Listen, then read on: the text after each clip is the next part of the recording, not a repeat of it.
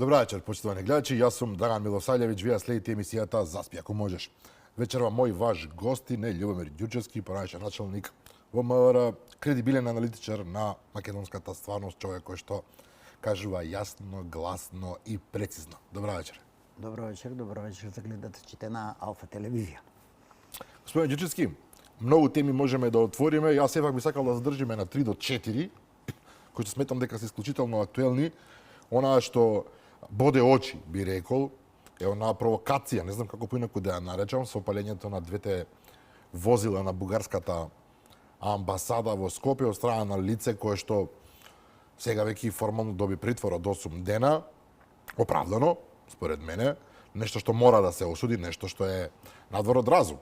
Било кога да се направи, а камоли во ситуација кога да бидеме искрени, официјална Софија едве чека вакви провокации.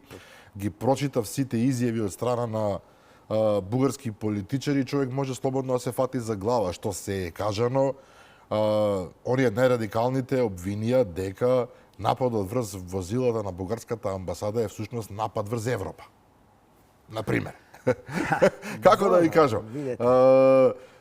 Бугарските европратеници испратија писмо до Европскиот парламент за да го осудат палењето на дипломатските возила. Официјални представници на владата во Софија рекоа дека ова ги подкопува односите меѓу двете земји, што во принцип е и точно. Видете, вака, Драган, значи ние сите како граѓани на Република Македонија, ние треба да бидеме свесни и јасно и гласно да го осудиме тој настан. И тоа го направи секој нормален, секој нормален човек, без разлика на чувствата, дали ние што и чувствуваме и како реагираме на ова негативно однесување на официјалните политички лидери на Република Бугарија, ние како држава и како граѓани, и како експерти, и како интелектуалци, ние мора да го осудиме овај чин, јасно и гласно, и да се заложиме за тоа дека како држава по спроведенава истрага и по определенава мерка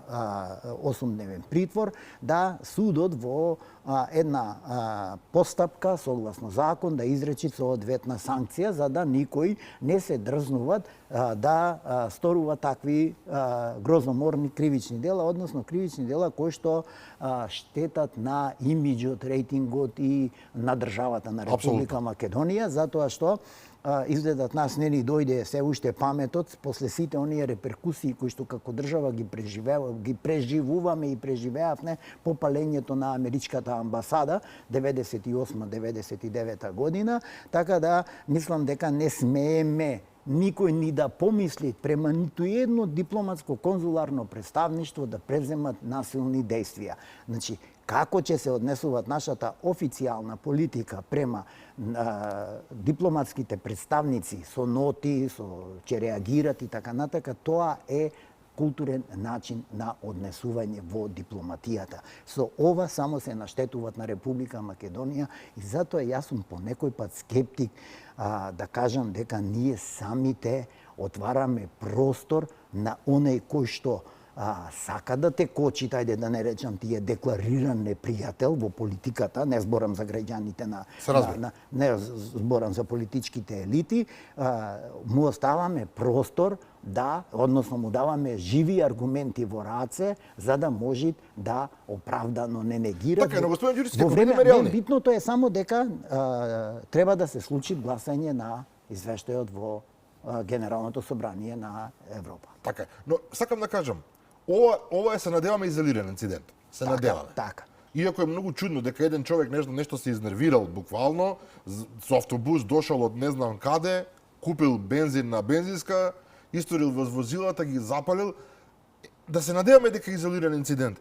Меѓутоа, колку е објективно нашата држава, полицијата, органите на редот подготвени да го спречат секој оној кој што од X причини, дали од класично провокаторски или можеби од свој заблуди или затоа што е лут едноставно, ќе се обиде да направи некоја ваква глупост. Видете, факт е овде дека полицијата не може 24 часа да ги следи 2 милиони луѓе. Видете, не станува збор дека полицијата треба 24 часа да следи 2 милиони луѓе, тоа ниту некаде во светот може, ниту има капацитети и така, ниту па и можеш материјално тоа да го издржиш, но полицијата имаме во секое време соодветни планови, безбедносни планови како да се обезбедуваат патролно или постојано, дипломатско-консуларни особено оние што би кои што би можеле да бидат нападнати заради одредени политички несогласувања и така натака.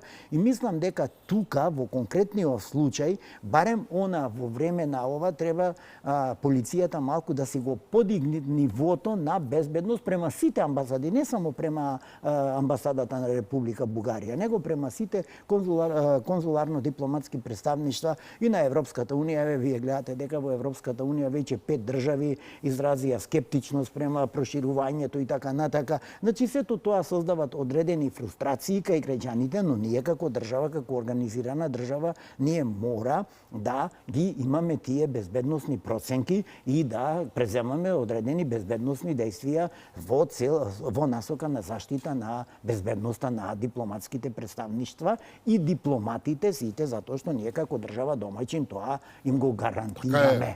Тоа се представници на тие се нивната држава практично така. Таа територија е нивната држава и не може никој да се шегува со тоа. Не може така. Тука нема шега, тука нема играчка, тука нема импровизации, да не се лажиме, тука нема импровизации и мислам дека во тој дел будноста на Министерството за внатрешни работи и сега без разлика што Министерството покажа ефикасност, ненормална брза ефикасност и агенцијата. Да, и агенцијата за национална безбедност беа отворени, прочитани безбедносни камери и така натака. Значи се што требаше да се превземе, се излезе пред јавниот обвинител, јавното обвинителство си го стори тоа што го стори, побара определување мерка притвор. Симптоматичен е мотивот. До тука доаѓаме, да. И тука некако застануваме каде што според мене, како човек кој што долги години работел на тие криминалистички истраги, има некои елементи она што викаме на подбуцнување да се создадите на таква негативна состојба во време кога треба да се гласат извештајот на Генералното собрание на Европската унија. Но сето тоа треба да се докаже. Тоа се само индици. Ова јас што го кажувам се само индици. Значи треба да се докажи и со самото тоа што ќе се докажи, значи ќе се дојде блиску до мотивот за да биде сторено. Но ако се повторува ова, не дај Боже, што значи тоа? Тоа значи дека некој сериозно и планира да го прави. Некој, затоа, во тој случај Министерството за внатрешни работи треба 24 часовно да ја обезбедуваат, физички да го обезбедуваат тоа дипломатско консуларно представништво. Не сме да ни се повтори, не само на тоа дипломатско консуларно, на било кое, било каде. Значи, затоа тие проценки ќе си ги направи министерот со неговиот стручен туп, ќе си ги направи Агенцијата за национална безбедност и Агенцијата за разузнавање и ако се процени дека добро е да имаме 24 часовно физичко обезбедување, ќе си се определи 24 часовно физичко обезбедување на тоа дипломатско консуларно представништво. Вие знаете, пред грчка амбасада ние и на времето и во СФР имавме 24 часовно физичко надворешно обезбедување. Внатрешното обезбедување, тоа си е нивно. Надворешното обезбедување е на Република Македонија и мислам дека во таа насока најверојатно и во Министерството за внатрешни работи ќе се размислуваат и ќе се продолжи да се действуваат, затоа што не смееме да дозволиме да ни се случи повторен таков ексцес. Треба да ни дојде паметот. После она што ја направивме глупоста со палењето на америчката амбасада, ова е втора глупост таква голема, која што пак може многу скапо да не коштат. Во меѓународните односи, затоа што, знаете како е тамо, све на кантар мерат големите сили, јас Бугарија не рачунам во големите сили, но големите сили све на кантар мерат и вакви инциденти се ставаат малку на повисоко ниво. Така. Колку интересно и колку паметно реагира Бугарија, го докажува според мене следниот пример. Значи, онаа фондација Македонија на Виктор Стојанов прави нормално своја провокација, во недела најави двочасовно блокирање на 3 гранични премини меѓу Бугарија и Македонија, тврдат дека добиле согласност од Министерството за внатрешни работи на Бугарија. Во ред, формалниот повод е злобата тука и омразата кон бугарите, јас би рекол тралала, бидејќи едноставно ги нема. Меѓутоа, гледате сега, Министерството за надворешни работи на Бугарија Значи конкретно министерката за надворешни работи Велислава Петрова Чамова апсолутно не ги поддржува овие протести и вели дека тие ќе бидат контрапродуктивни. Така. И дека апсолутно вакви такси како контрапродуктивни ќе наштетат на Бугарија и на бугарските интереси. Видете колку интелигентен пристап. Ама пазете, зашто викам, многу е лесно ако се држите до дипломатскиот кодекс. Република Бугарија оваа ситуација ја користи вешто, користејќи го дипломатскиот кодекс, да ни одржи една дипломатска лекција.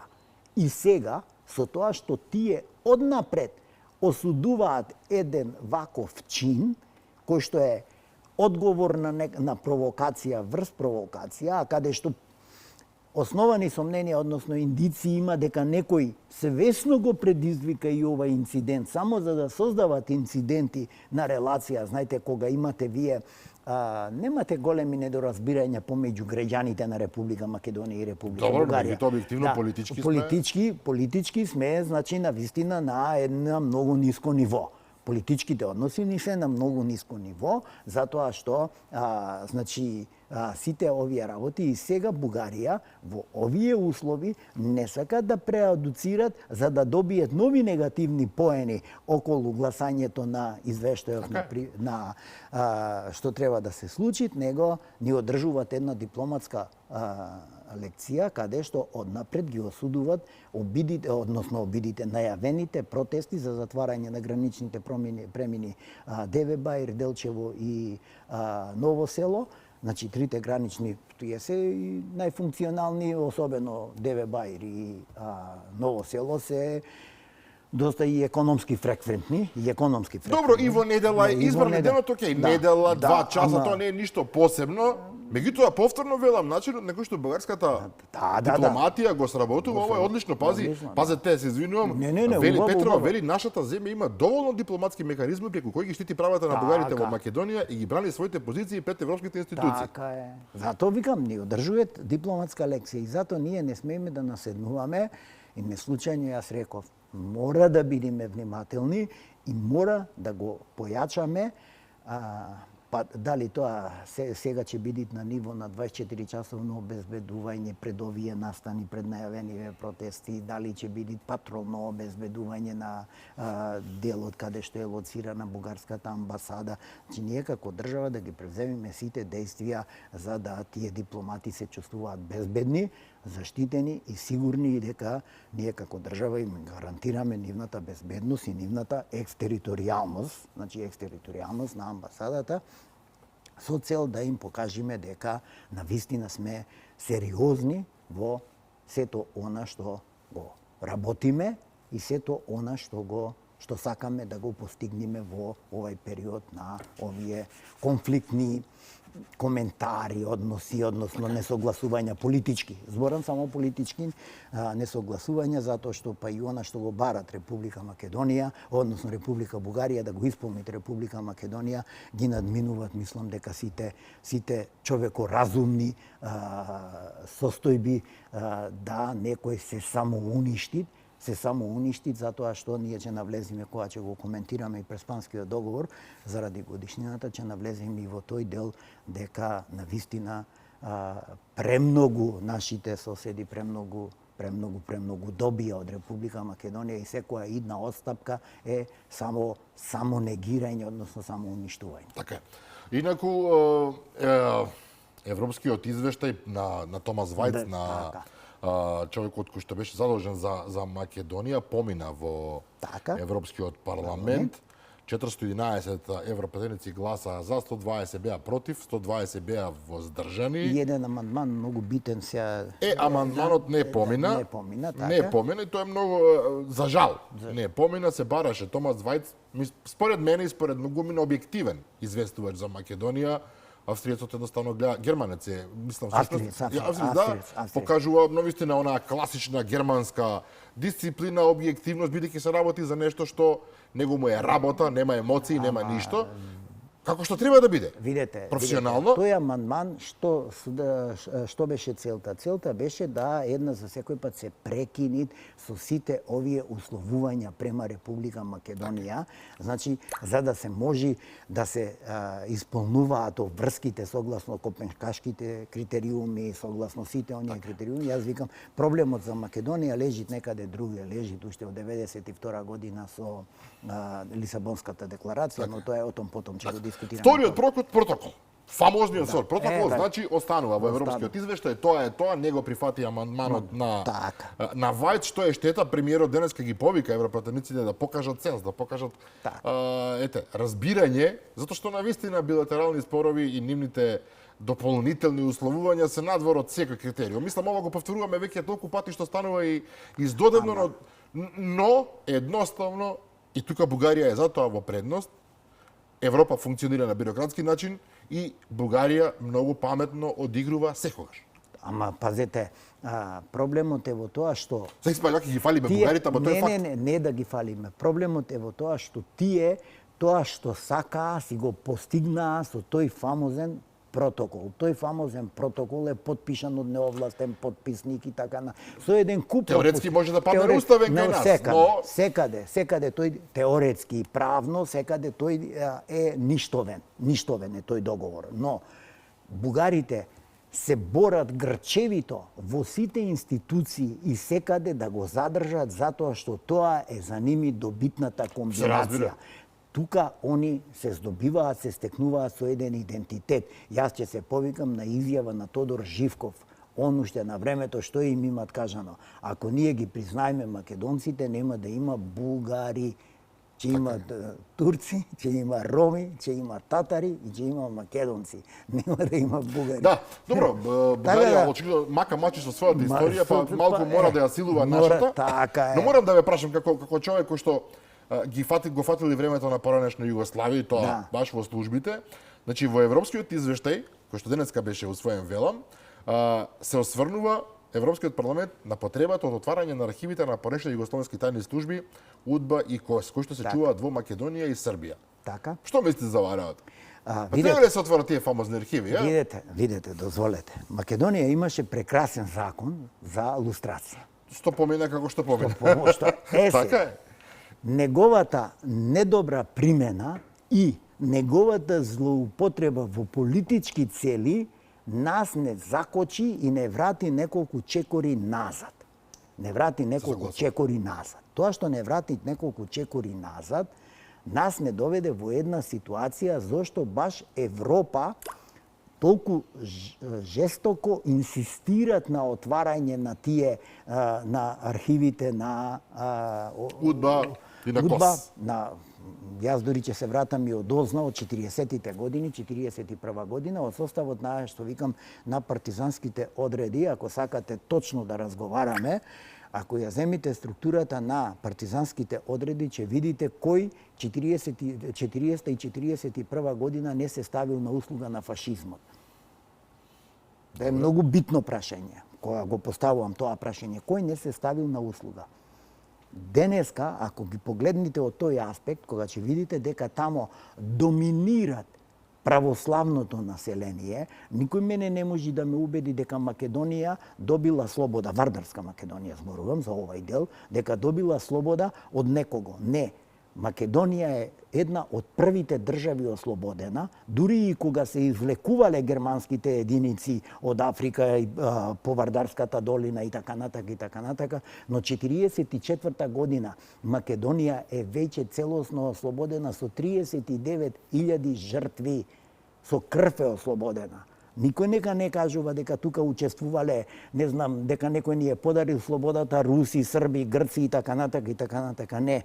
Оваа слобода на Вардарска Македонија ја имат исклучиво освоено македонските бригади кои што овде воделе жестока борба на неколку фронтови со бугарите, со германците, со балистите и со сите други домашни предавници, кои што, значи јас имам дедо погинат на Сремски фронт, за жал, после калето, наместо на Солун, одит на Срем, се случува што се случува, но отом потом. Значи, затоа викам дека и сега некој во оваа структура на Европа, Особено некој што сака да докаже дека овде бил администратор. Ние завчера имавме нели 12 деца младинци што се стрелани во Ваташа. Така. И сега некој што тоа сака да го покаже дека овде бил администратор, инсистират на тоа и јас инсистирам да се отвара тие архиви во оваа насока, во она што се почна лустрацијата, да се видат кој кого го кодошел, кој зошто го кодошел, кој бил бенефитот од тоа кодошење, значи бенефитот од тоа кодошење, дали некој изградил енормно голема политичка кариера или не изградил енормно голема политичка кариера, затоа што јас често пати кога ја коментирам кариерата на одредени луѓе, знам да кажам, абе видете, овие партизани што беа не напредуваа, него напредуваа тие што беа четници. Знаете зошто? Затоа што во досието на четникот пишувало брат му бил партизан. Ама во досието на партизанот пишувало брат му бил четник. Многу добра логика. И затоа што пишувало дека брат му бил четник, тој не можел да напредува. Ама овој што добра логика. и затоа викам дека енормен број на учесници, односно на луѓе од фамилиите на сите оние кои што ги набројав против кого што партизаните воделе жестоки и крвави борби. Било да се тоа бугарските окупатори, било да се тоа германските окупацијски сили, било да се тоа италијанските окупацијски сили во Западна Македонија, затоа што Кичево е 3 пати ослободувано. Не разбирате, било да се тоа балистичките сили и така натака. Значи, сите тие кои што во тој период, ако ја погледнеме сега, дајте малку да направиме анализа на оваа структура која што полека пак ни се врати во власта. И во делот на албанските партии, па да видите оние што соработувале од делот на албанците, што биле лојални на државата, што биле лојални на тој систем, како се шиканирани, како се тргнати на страна визави овие, па да видите што е со бугарите, кој што Историјата се повторува на многу интересен начин. На многу интересен начин се повторуваат историјата и јас не случајно ја кажувам ова состојба со што бил брат му, а не што бил тој. Нешто бил тој. И ние... Но што очекуваат бугарите? Тоа не ми е јасно. Што очекуваат ако се извадат тие архиви? Не, дозволете. Што мислите дека добијат? Јас сега уште ова само ќе го спомнам. Зошто според мене Букурештиот договор е поништен? Затоа што териториите кои што и припаднале на тој договор на Србија и се одземени. Србија 44 година, односно 43-та на заседанието се откажуваат. Понатака Косово е одземено. Ме разбирате, создадена независна држава. Знаеме како, апсолутно. Знаеме како. Санџак нагоре, Босна, иста ситуација. Проблемот на Србија е Војводина. Фолксдојчерите. Пак ќе се навратам на фашистичката окупација. Фолксдојчерите е проблемот. И затоа толку силно се инсистира Војводина да и се одземи. Толку силно. Истата ситуација. Проблемот на Бугарија е идентитетот. Он по секоја цена сака да докаже дека Охрид е втората бугарска царска столица. Ме разбирате, ако е Велико Трново првата царска столица на Хан Аспару од 7 век, ако не се лажам, да не сгрешам нешто, па да не речат бугарските историчари сгреши. Значи, ако е таа првата царска столица, они Охрид и Самуиловата тврдина ја представуваат како втората царска столица. Тука они го бараат идентитетот. Затоа, овде е многу искомплицирано, но, јас пак ќе кажам, сум утре да се отварат тие архиви, но во која конотација? Кој бил соработник? Зашто? За кои прашања? Кој бил нелегално осуден? Кој бил нелегално осуден?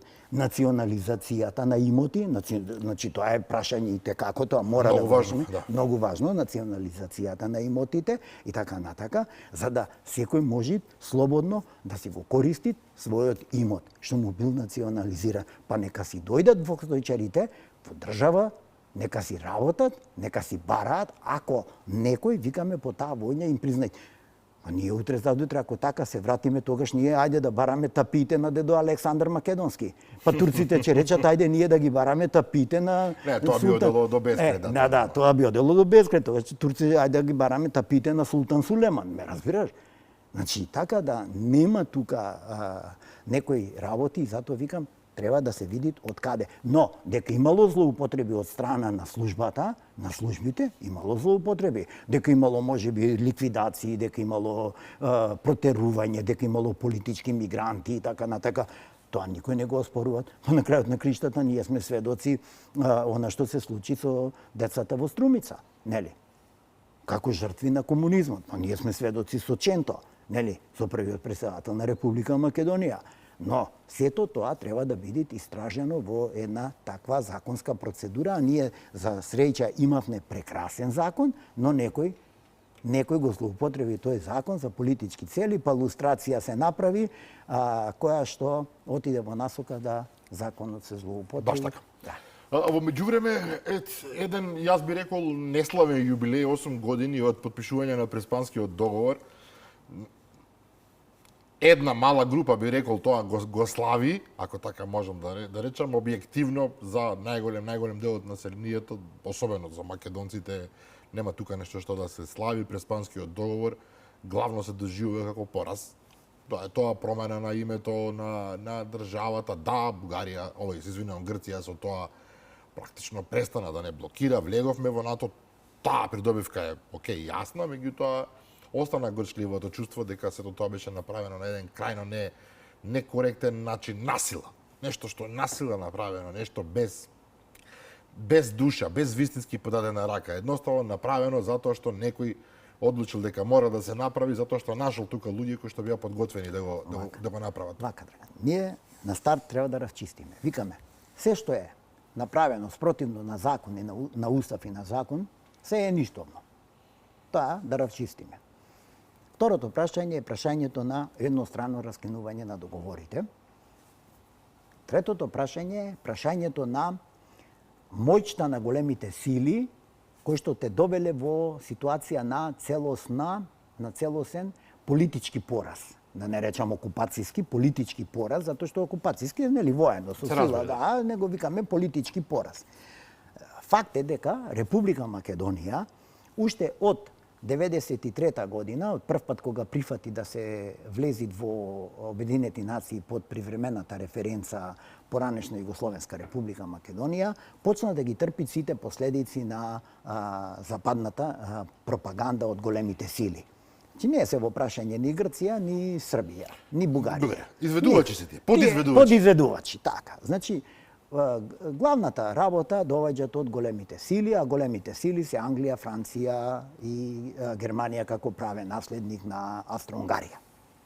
Така. Нормално, во овој период, мене што ме загрижуваат однесувањето, односно молкот на членките на Советот за безбедност на Обединетите нации, посебно Кина и Русија, зошто никогаш не го поставија прашањето зошто легитимниот претседател во времето на подпишување на Преспанскиот договор не поднесе извештај до Советот за безбедност на Обединетите нации дека спорот со Грција е решен, туку чека избор на некој друг претседател кој што го поднесе тој, иако веќе претходно неколку месеци имаше поднесен извештај од господинот Нимиц, кој што посредуваше во целиот тој спор, дека спорот помеѓу Република Македонија и, односно, поранешната Југословенска република Македонија, односно втората страна од договорот е решен и они чекаат таму. И мене тоа ме загрижуваат тој однос на тие две големи сили, кои што денеска повторно имаме една состојба каде што во светот имаме толку многу превирања и толку многу состојби. Една од тие состојби е, погледнете ја разликата, односно двојните стандарди. Република Македонија имаше неуспешен референдум за промена на име. Апсолутно и тука требаше и тука треба, па не има одлука на Државна изборна комисија. Значи одлука званичен орган задолжен за да Но потоа им текна дека тој референдум не е обврзителен, туку е не знам каков. Одлука има. Значи референдумот е неуспешен. Дека не е облигаторен, него дека не е дека така. Да се покаже интерес. Факултативен, да. Тоа е едната работа. Сега јас за споредба на тоа, за споредба на тие двојни стандарди на големите сили, ја земам Шпанија. Во Шпанија, во Каталонија имавме ситуација на успешен референдум За одвојување за од... одвојување. Меѓутоа, не им се дозволи. Не да не им се И го уапсија, оној како се викаше точно за така, Први бегаше во Брисел, па не да го уапсија, него не смеа тамо какви апсења има, И брат. никој во Европа не прозборе, тоа е реално. Збор еден не прозборе. Мораше да се заштити суверенитетот на Шпанија, интегритетот, секако што треба. Значи секако што треба. Така. Тие двојни стандарди истото важат, пазете. Јас немам ништо, не сакам некој погрешно да ме разбере. Република Косово од тие големи сили си функционираат како нормална држава. Не е членка на Обединетите нации. Така е. И никој пат нема да биде. Со огромна веројатност. Со огромна веројатност додека се стават вето. Така. Сега викаме тие да имале право. Западните сили. Арно, ако го спомните Крим, Крим е окупирана територија. Меѓутоа Косово не е окупирано. Зашто? Иако беше интегрален дел од Србија. А истото го викаме и за признат Тајван. од сите. Истото и го викаме и за Ма можеме да даваме примери колку сакаме. Милиони примери. Судан, вамо тамо, значи милиони. Значи во моментот геополитиката и моќта на големите сили е таква каква што е и е на штета на Република Македонија и затоа не дека не требат, јас сум првиот утре повише и од Игор Јанев, професорот, кој што носно дигачерот, да се поништи, да се поништи Преспанскиот договор, но ние треба да се чекаме една поволна ситуација, бидеме мудри, така е. Да бидеме мудри, дипломатски мудри, да се чекаме кога што ќе го поништиме, односно едностранно ќе го раскиниме со нота тој фамозен Преспански договор, затоа што Македонија според тој договор со целокупната античка историја и со сите корени од најстара европска цивилизација, и припаѓаат на Грција. 51% од вкупната територија на етничка Македонија и припаѓаат на Грција. И гркот се викат Македонија е грчка. Без разлика што има изјави на високи руски дипломати дека Македонија никој пат не била грчка и така натаму, но тоа е, тргнете го на страна, тоа е политика. Тоа е политика која што нема врска. Мислам, нема суштина, нема тежина. Тие не треба така да коментираат, него тие треба да спроведат. Дека тоа е така, а не да го коментираат. Тоа е тој дел. И сега, вие кога викате, Бугарија, поведена од тој Преспански договор, каде што ти викат, ало, ти како држава си се откажал од се, македонско национално малцинство, Македонија и така натака, си се откажал од се си му оставил на Гркот, сега ти за нас периодот од 1878 година, фамозниот дел од Сан Стефано, ќе ни го признаеш на нас и ќе ни го дадиш на нас. Тоа е пазарче, па... Пазарче, точно така. Значи, со балканските војни, како викаме, каде е стапот, што е морковот? Морковот е Македонија, етничка Македонија. Таа е предмет на делба. Па тој морков кој ќе земит? Се разбира. Колку ќе земит. И точно сега они тоа го форсираат. И за да дојде до онаа ситуација, пошто Западот викат, ало, 13-та година, све што освоиле србите, све им се земат. И точно тоа, све им се зеде. Дел сами призна, 43-та година. Добро, но видливо. Да, видливо е. И сега бугаринот играат на таа карта. Зошто? Затоа што на него му требат идентитет. И јас што викам, кому му требаше античкиот идентитет? На некој кој што никој пат пред 1832 никаде не бил поимот грк, спомнат. Не бил спомнат низ историјата. Античкиот дел на Елада, барајте ги во Спарта и во Атина, не ги барајте во Грција, овие се маџири, овие се од размена на територија помеѓу грците и турците во грчко-турската војна. 921 година, па тогаш е првиот геноцид врз ерменците. Ајде, луѓе, цела историја треба да ја претресиме. На крајот на краиштата големите сили 1878 година и го земаа суверенитетот на Турција. Денеска низ Босфор врват воени бродови, воени подморници и така натака, без никој. Турција не сме да прашат кој врви. Не сме да прашат. Зошто? Затоа што беше поразена во осмата руско-турска војна. Арно, ама Британија и Франција со објавата на војна на Русија што направија?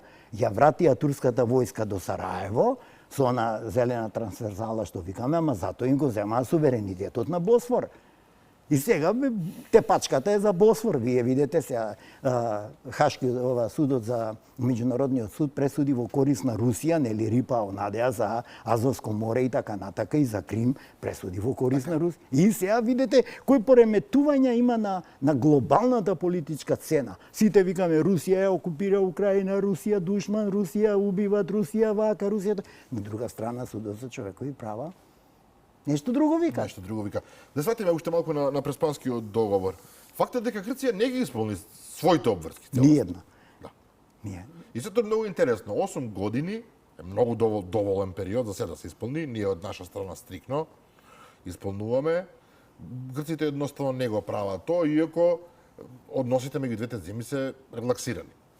Во ред, релаксирани се, иако сега на граница не се оди баш толку лесно, но од други причини. Тоа е европски механизам за малтретирање, па сега бараат начин нешто грците да го олеснат, што е за поздравување. И факт е дека Грција буквално се тргна настрана, така изгледа.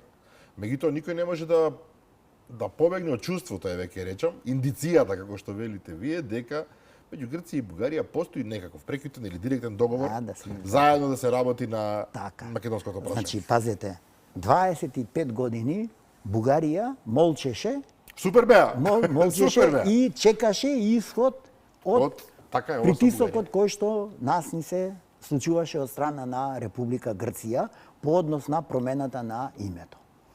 Кога се созреа услови, кога созреа меѓународните услови, созреа дека Република Македонија со тој устав и со таа привремена референца во Обединетите нации дека ќе стани членка на НАТО, затоа што геополитиката на големите сили на Британија, на Франција и на Соединетите Американски држави одеше во насока дека оваа територија мора подитно да се внеси во составот на НАТО, уште во 2008 година во Букурешт, уште тогаш, заедно со Албанија и со Црна Гора, за да едноставно голем дел од Јадранот, руските воени сили не можат да ги користат ни оние меѓународни води. Што би требало да можат во принцип. Што би требало да можат, но се ничии води. Да, ничии води, но никаде, тогаш нели ако ви текнува 2008 година се донесе една одлука каде што бродовите не можеа да користат никакви услуги во Средоземјето. Па Грција, спротивно на одлуката од НАТО, им дозволи точење на гориво и така натака, но тоа е сосема друго прашање.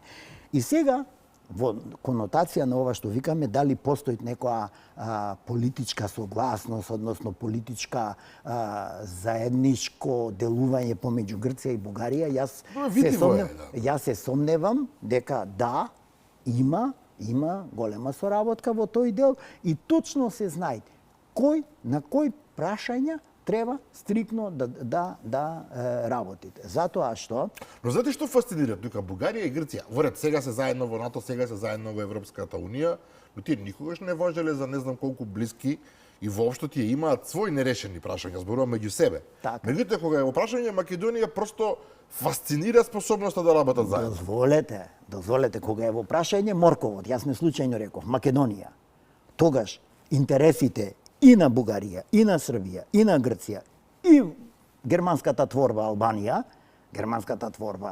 со сите со кралски лози, германски, вакви такви, е ненормално јак. Кога треба да се делит Македонија, да нема ништо македонско. Арно ама, ако се вратите низ историјата некој од археолозиве, све што наоѓаат, секоја археолошка вредност, пусто секаде пишујат Македонија, никаде не пишујат ни Србија, ни Бугарија, ни Грција, ни Албанија. Никаде, секаде Македонија.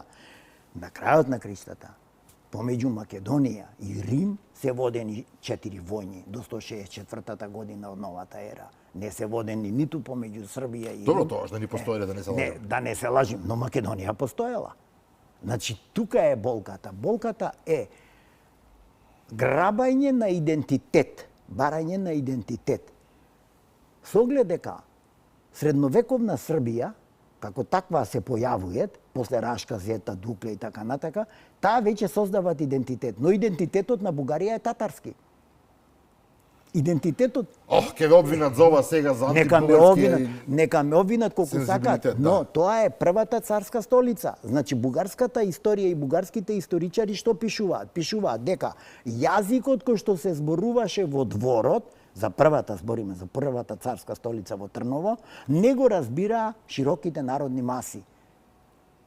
Тоа го пишуваат бугарската историја, не го пишувам јас.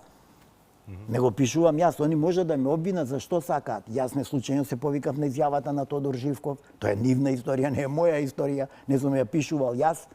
Јас исто така се повикувам на изјава на Марија Захарова или Захариева, како и беа, да не ја утнам со ова русинката. Значи таа има незина изјава, викат во 1878 година русите ги прекрстуваа муслиманите во Бугарија кога ја создаваа Сан Стефанска Бугарија. Значи тоа е незина изјава, не е моја изјава. Медиумите тоа го имаат констатирано. Значи јас не зборувам на памет, зборувам она што они самите го кажуваат. И отука ние кога зборуваме, кажуваме сите тие бараат идентитет. Истото важи за грците, наместо грците да си го земат идентитетот на Атина, на Спарта, да си го тоа што е нивно. Милиони илјадници години со милениуми. Тамо нека си ја бараат својата историја. Немој да ми бараат историја за маџириве кои што ги донесоа од Малазија. Од Малазија. Ајде да се префрлиме на едно сосема друго прашање, меѓутоа вас и тоа како ви е предмет на интерес. Новиот закон за оружје, тоа е дел од она реформска агенда практично. Така. Која што ја работиме заедно со Европската унија. Многу важен закон се испостави, бидејќи во Европската унија многу се внимава на безбедноста, а ние сакаме да се имплементира се што е поврзано со тие европски регулативи. Што мислите вие? Овие промени на законски измени, така наречени? Не се законски измени, ова е целосно нов закон. Целосно нов закон за оружје? 15 вака. До сега овај закон од 2005 година, до сега има 15 измени. 15 измени има. 21 година е стар, ова е многу важно. Така, од 2005. Од 2005.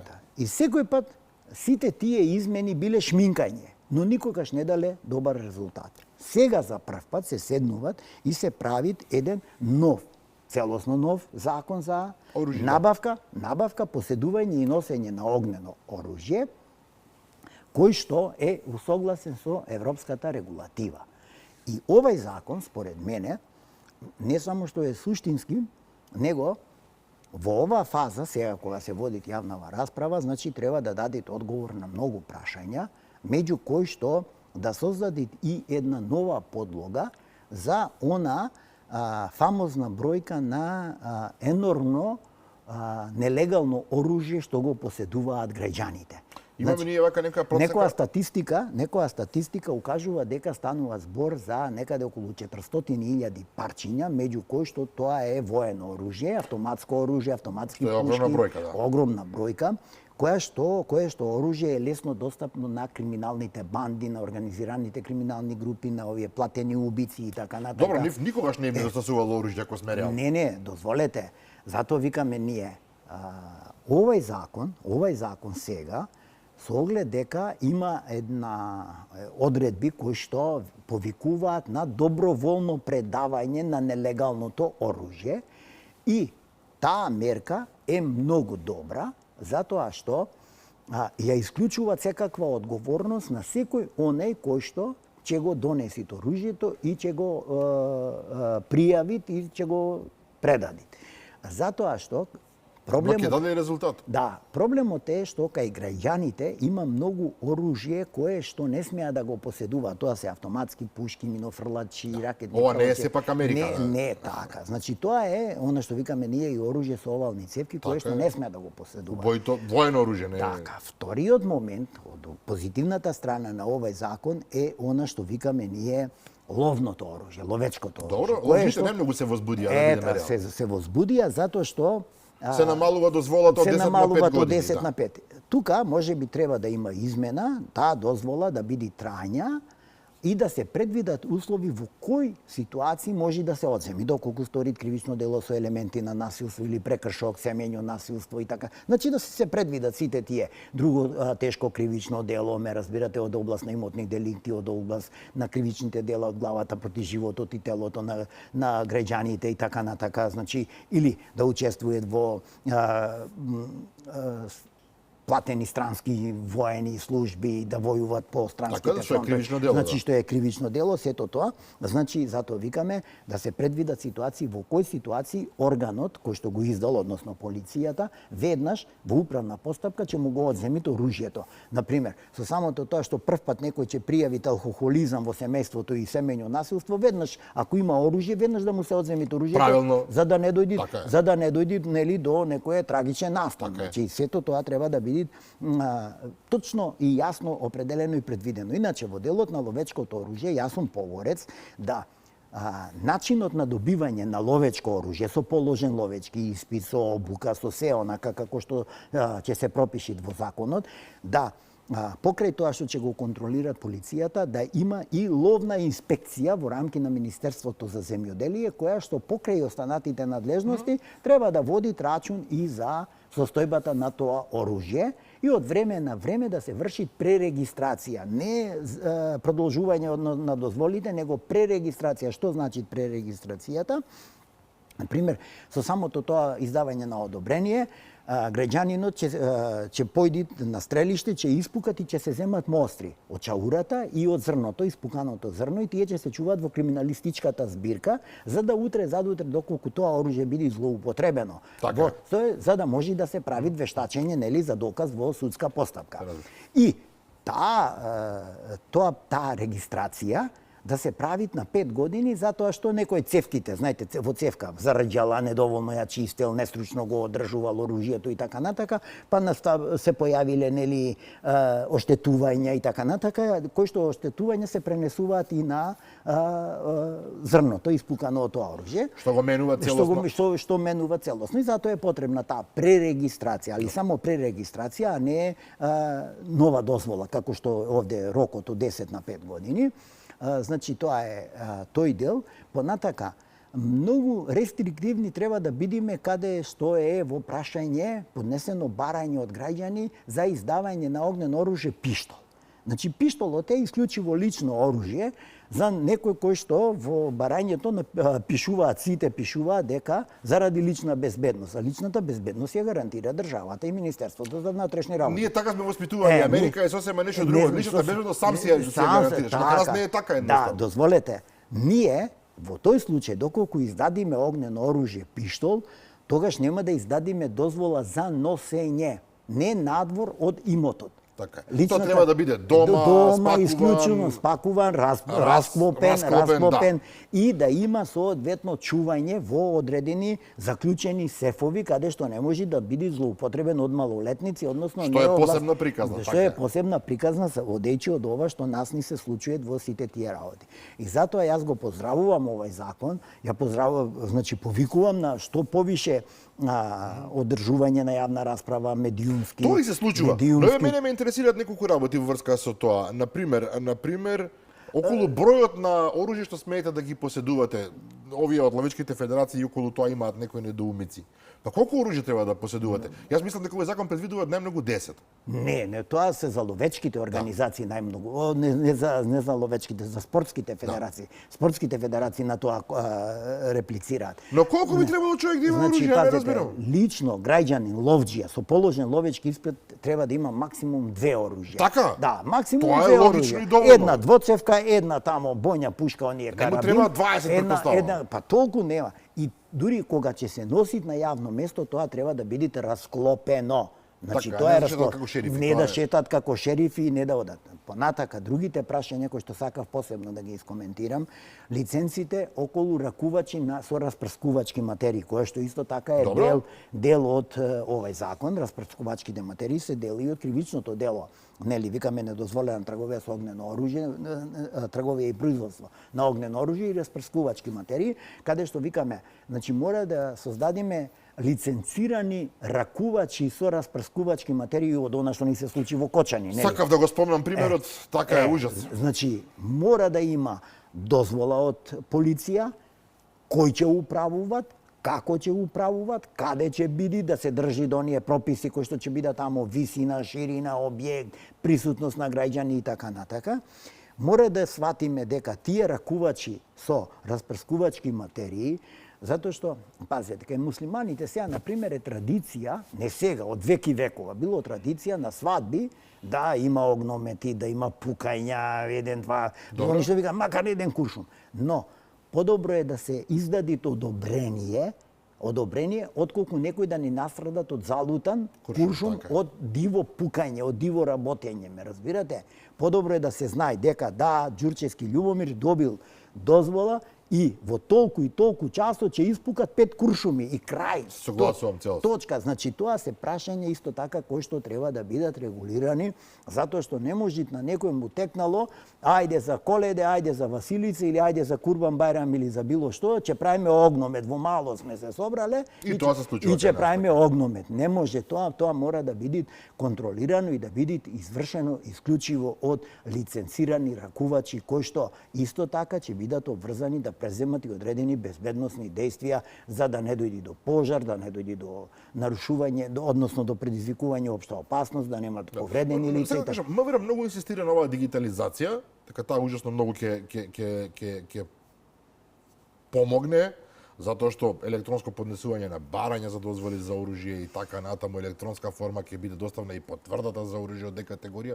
Се согласувам за тоа, се разбира, меѓутоа дали таа навистина ќе одигра таа толку клучна улога на која што се надеваат. Видете, се додека не се заврши целосно дигитализацијата и поврзувањето на државните Што органи, не е уште што готово, не да е бидеме уште реални, готово, така е. реални, се до тога сето ова ќе биде добро е да биде регулирано со закон, добро да биде регулирано со закон, но се уште за поднесување на барање ви требат потврда за неосудуваност, потврда дека против вас не се води истрага и така натака, од евиденци на полиција дека не И дека сте психички стабилен, претпоставувам, така. Да, деловно способен. Ако не сте деловно способен, дека имате завршено ловечки курс кога станува збор, затоа што сега нема служење во армија, на времето требаше да имаш одслужено војска. Па се подразбираше се дека подразбираше знаете, дека знае да ракуваат со оружјето, ме разбирате, сега мора да ги помини тие обуки. И исто така, многу е битно и да се затвори прашањето околу носењето на огнено оружје од страна на лица кои што имаат лиценца за обезбедување, затоа што таму имаме чести злоупотреби. Огненото оружје е дадено само во кругот на правниот субјект кој што го обезбедувате, а често пати тие знаат да излезат на улица, на јавно место, и со пиштолот на видно место и така натака. Мислам дека и тие прашања, и затоа јас кажав дека, односно сум поборец, тоа и го кажав и за друг медиум, дека таму треба во рамки на криминалистичката полиција да се создаде посебен инспекторат, значи за исклучиво за контрола на огненото оружје кое што е дадено на граѓаните со дозвола, зборувам. Надворе ова односно откривање на кривични дела, неовластено држење на огнено оружје, тоа е веќе редовна работа на криминалистичката полиција и секое парче кое што ќе биде пронајдено кај граѓанин без дозвола, тоа е предмет на кривично дело и јас со едни такви измени на законот, со една таква по-либерална постапка за добивање на ловно оружје, зборувам на ловечко оружје, и она што викаме огнено оружје пиштол, но без право на носење, него само одобрение за поседување. Тоа значи дека само можеш дома да го имаш. Така. Дома да го имаш, кое што ете, викаш, гарантираме, ние викаме да, државата ти го гарантира имотот, но заштитата на собствениот имот, на приватниот имот Имаш право да додадеш така. Неприкосновена. Тоа има уште една точка тука, едногодишен рок за легализација на оружје добиено по наследство или за кој не била навремено продолжена дозвола. Тоа е окей. Не, вака. Има таму 2-3 прашања кои што треба да бидат затворени. Рокот е окей, едногодишен рок за оние кои што ќе поднесат барање за наследство. Тоа значи дека собственикот починал или не е тука. Добро, дедо му оставил како и да е. Но мораме да ја либерализираме постапката за трофејно оружје. Трофејното оружје значи дека ударната игла се вади од оружјето и таа се крши, се прави При тоа што оружје е неупотребливо, што? Неупотребливо, да, ама затоа викаме трофењо. Тоа ми е од дедо, од прадедо, стои како еден вид наследство, зашто да не, наследство, да. трофеј, наследство, трофеј. Тоа не е. Кога викаме наследство за носење и употреба, тоа е веќе нешто друго. Татко ми поседува ловечка пушка и сега ми остава јас сум поднел барање и сакам ловечката пушка од татко ми да ја пренесам на мое име. Но постапката за добивање на одобрение е иста како Јово на ново да поднесуеш за прв пат барање со положен ловечки испит и така натака, што не е, што исто така треба да се има во предвид дека сите оние лица кои што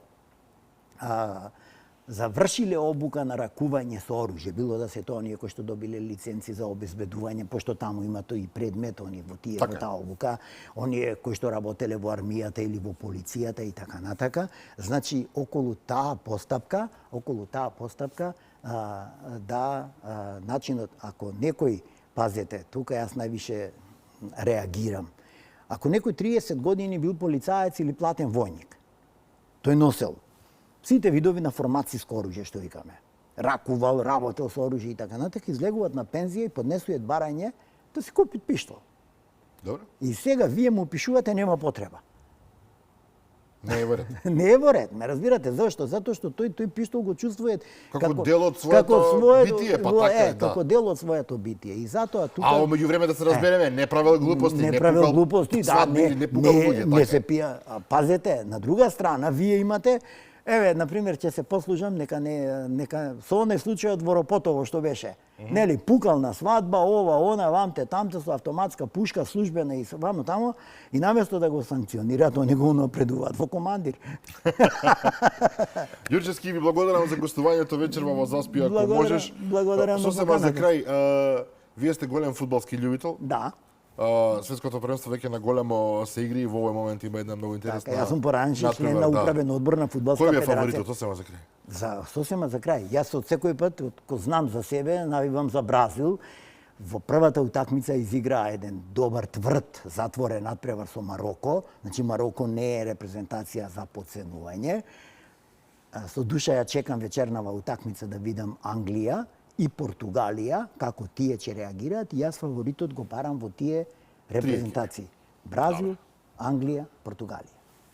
Благодарам, почитувани гледачи, за вниманието за кое што не следевте. Верувам дека навистина го задржавме. Не кажав најбитната работа. Која е најбитната? Еве даваме просто. Најбитната работа е она што во здравството се случуваат некои работи каде што самите лекари... Добро, ова излегува од концептот, меѓутоа ајде. Да, значи самите лекари создаваат, односно самите вработени го злоупотребуваат работното место, време и така натака, не придржувајќи се на она што викаме мој термин.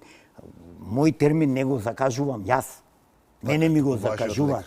Ова се лутите од претпоставам лични причини. Лични значи, причини. Ако сум најпросто кажано, ако сте добиле термин во 9, вие сте чекале 2 часа. 2 часа. Значи пазете, сега имате имате една работа. Значи јас термин добив во февруар месец за денеска. Јас на никаде ниту се завртев, ниту прашав, ниту молев, ниту барав ургенции и така натака. Дојдов на мој термин, луѓе си влегуваат. И сватите дека не е ваш термин. Дека не е мој термин, мислам катастрофа. Дефинитивно тоа мора да се промени. Катастрофа е, ме разбираш? А има луѓе со дијабети, со ова, со она кој што дошол гладен, мислам мора нешто таму во здравството да се измени од корен. Од корен да се измени. Или ќе се почитуваат мој термин, или нека се укини. Апсолутно се согласувам. Многу прашања таму треба да се одговорат. Како и да ви благодарам дефинитивно. Благодарам на можноста што ми беше дадено. Што еве најдовме простор да го кажеме. Нема проблем. Да, поштовани гледачи, благодарам уште еднаш и на вас за вниманието со кое што не следевте. Утре во 15 часот се разбира репризното издание. Јас ви закажувам нова седба со мене и со нови гости следниот вторник во 22:30. До тогаш пријатно.